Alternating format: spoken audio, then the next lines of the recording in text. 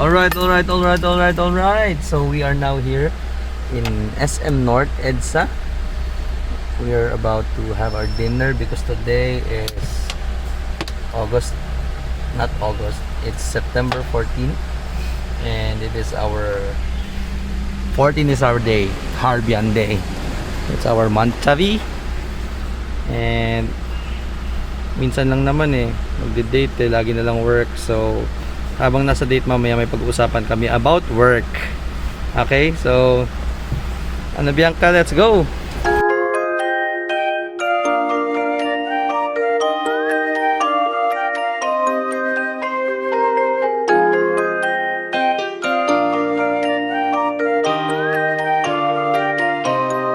Gusto ba magbabayad? Ikaw? Wow, hindi pwedeng kay KB. GPS signal lost.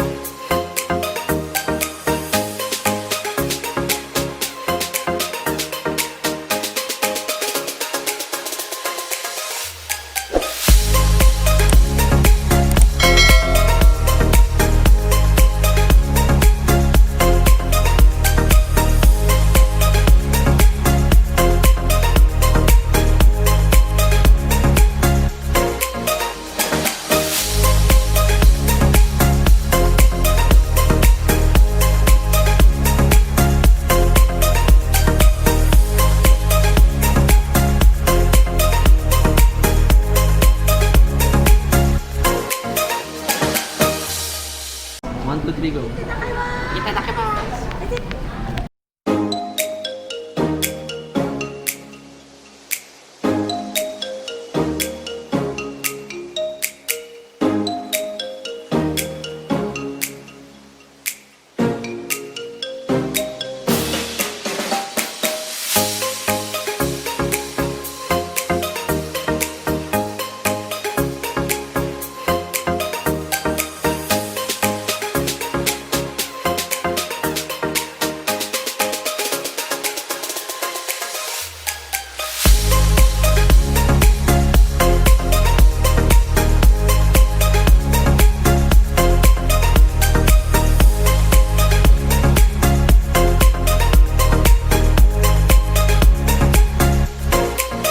One eternity later.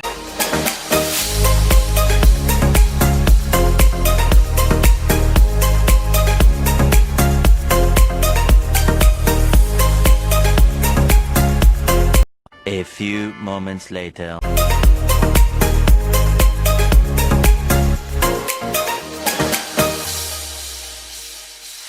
Oh man, this is the third time we're going to shoot this kasi Sure ka na bang hindi ko nakaka-time-lapse yan? tapos na kami lahat kumain. Tapos hindi ito time-lapse. Tapos yung pangalawang video ko kanina naka-time-lapse ulit kasi yung second round ng pagkain namin time-lapse ko. Tapos nakalimutan ko palitan. Nakakapagod pero okay lang for the sake of the PHD vlogs. Welcome. This is H Health, Public Health, and Anab and Bianca and I will talk about Ano? Testing. And what about testing?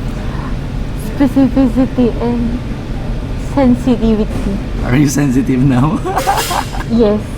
So, na-memorize na namin yung script namin, no? So now, we'll talk about specificity and sensitivity of testing, specifically sa COVID-19, no? And here's the magic trick. You have to draw the 2x2 table. And that's where the magic happens. Pangatlong drawing niya na to. Naka-patient Kailangan pa. ko lalagyan ko na siya ng cortina talaga para... Hindi nga yan bintana. Hindi yan Johari's window. That's a table. Okay? So sa 2x2 table natin, merong column at merong row. Nauna na ako kasi... Sa column. Yung mauna ay yung ang bilis, parang nakapass forward with disease. Yung second column will be without disease. Sa row ay positive mauna, second row negative. Sayang, ang ganda kanina, very comprehensive. Ngayon nagmamadali tayo. Oh, okay.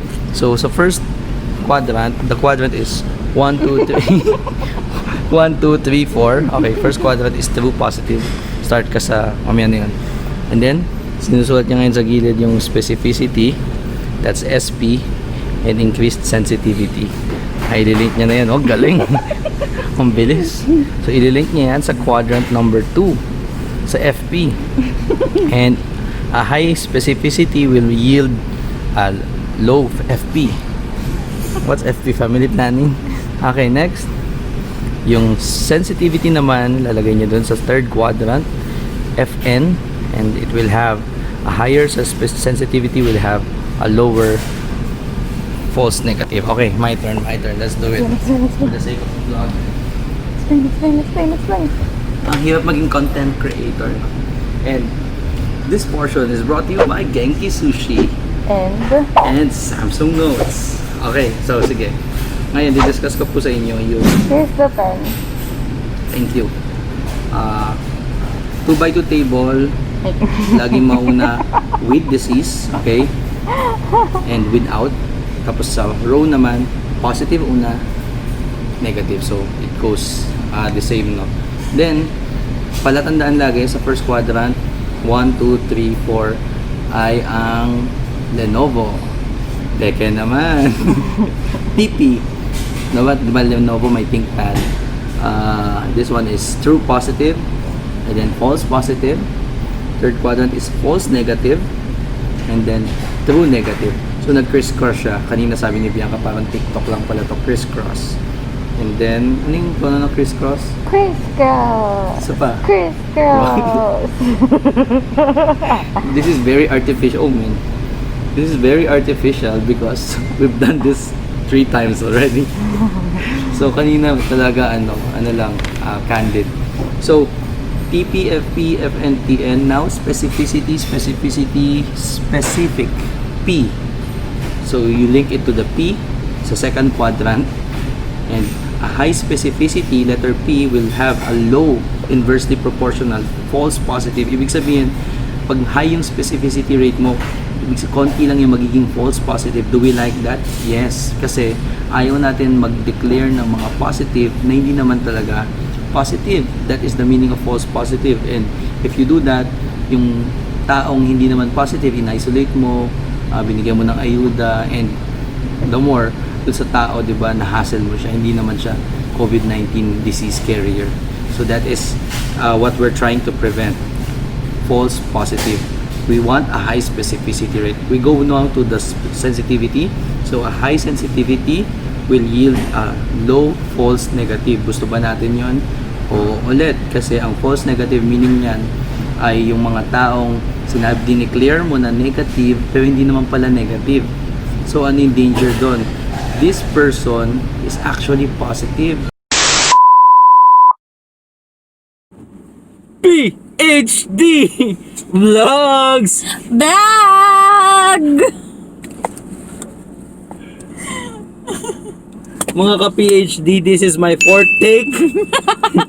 And nasa car park na po ako. Dahil kanina habang nagtitake ako ay Shutting down! nag-shutdown ng phone ko. Pero kahit pang-apat na to, hindi ako magpapapigil. Persistence is the key. Walang makakapigil hanggat di ko na natapos itong ang aking vlog content. Paano ba to? Yan, okay. So nag-stop ako dun kanina, dun sa FN, false negative. And what is the danger? Sabi ko, the danger is that these people were declared as negative, but they are actually positive. So we are endangering the community because these people are still roaming around And kasi alam nila negative sila based sa test result, pero hindi naman talaga sila negative, positive sila. So that is the sensitivity and specificity of tests ng RDTs and even RT-PCR. What is the difference of RT-PCR and RDT? RT-PCR has a very high sensitivity and specificity. That's why ang kanyang test result is surely a true result.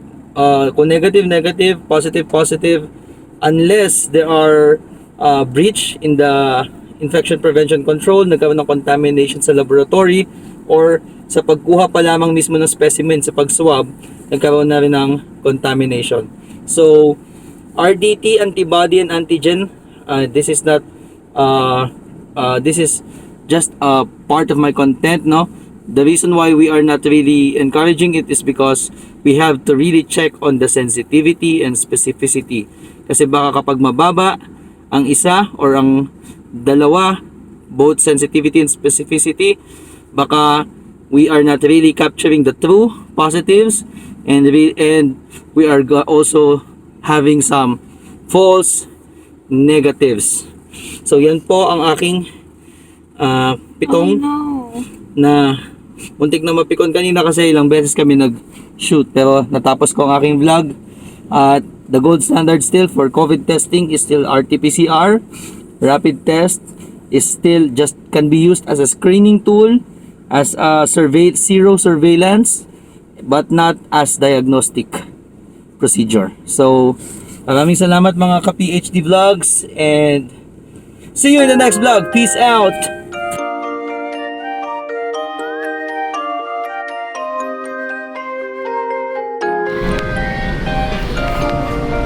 Nakakaiyak. Hello mga ka-vlog.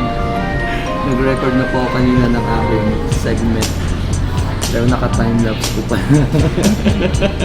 So ulitin po namin lahat. So kain muna po kami, then we'll do the PHD vlogs featuring H, health, public health. Ano yung topic natin? Testing.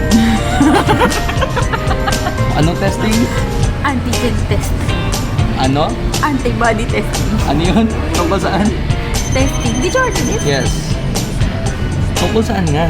Tagal naman. Antigen testing. Yung dalawang S, ang kulit mo naman. The sensitivity and Ulitin. positivity. What? The sensitivity and specificity of Yeah. the test. Okay.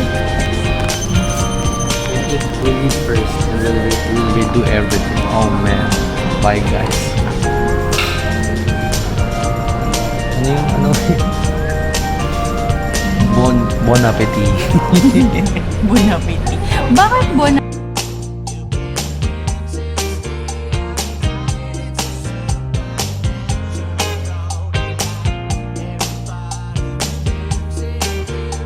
Tapos, ang dami na naming na-order. And ito yung masarap. Ano to eh? Ano to ba yan? Lobster salad. Kanin. I'm not sure kung kanin. Saan ba yun? Hindi ko alam kung mahanap ko yung previous video namin. Siguro sa Facebook yata yun. Live yun eh. Tawa kami ng tawa. Kasi first time namin kumain sa Genki Sushi. So, tingnan namin yung menu. Ako kung ginadamay ko lang yun. Kaya nga. Sabi ko, try naman natin itong ano po. Kasi yung order namin nun, nigiri, tsaka makimono, yan. Sabi ko, try naman natin. Ito mukhang masasarap ito. Medyo mamahal lang kasi itong mga seared. Sabi ko, ano kaya itong seared? Kasi, di ba, Japanese sushi, more on isda. Pinisip ko dagat, tapos bread. Kasi red yung mga nasa taas niya ng mga meat, fish meat. Kaya seared. Seared ako na seared, tapos doon niya lang ako biglang pinansin na sabi niya. Akala niya nag-joke lang ako kasi nasabi ko seared. Seared pala, seared. Sabi mo seared. It's not seared. Sabi mo, uy, It's not weird and it's my first time to use my WHO email account. That's good. Welcome. So, yun. Sharing lang. Tawa kami ng tawa. Super lang. Sinabi ko yung ano na yun.